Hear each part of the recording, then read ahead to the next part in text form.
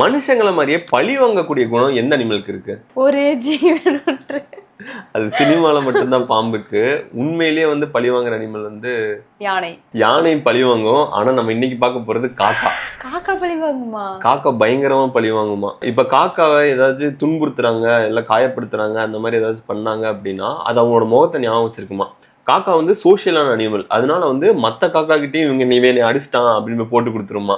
அப்புறம் அது பத்தாதுன்னு சொல்லிட்டு அதோட ஜென்ரேஷன் அடுத்த குட்டிகள்லாம் வருது இல்ல, இவங்க எல்லாம் இப்படி அடிக்கிறாங்க இவங்க கிட்ட எல்லாம் போக கூடாதுன்னு சொல்லிட்டு குட்டிகளுக்கும் சொல்லி கொடுத்துருமா. சோ ஜென்ரேஷன் எல்லாம் வந்து அது அவங்களோட பகை தொடர்ந்து போயிட்டே இருக்கும். சாப்பாடு ஊட்டுறப்ப சொல்லி சொல்லி அந்த எதிர்த்து வீட்டுக்கு போகாத. ஆமா, இவர் விஜயகுமாராட்ட உனக்கு எனக்கு பகடா அவனை ஊரை விட்டு தள்ளி வைக்கிறேன்னு சொல்லிருங்க எல்லா காக்கையும் சேர்ந்து.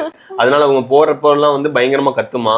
சில நேரம் அட்டாக் கூட பண்ண ஆரம்பிச்சிருங்களாமா. காக்கா வந்து ரொம்ப ஸ்மார்ட்டான அனிமல். அதனால டூல்ஸ் எல்லாம் சால்வ் பண்ண முடியும்.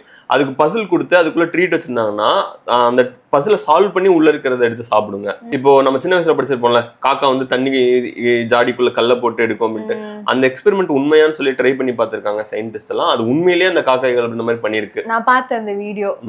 சின்ன வயசுல சும்மா அடிச்சு விடுறாங்கன்னு நினைச்சா உண்மைதான்.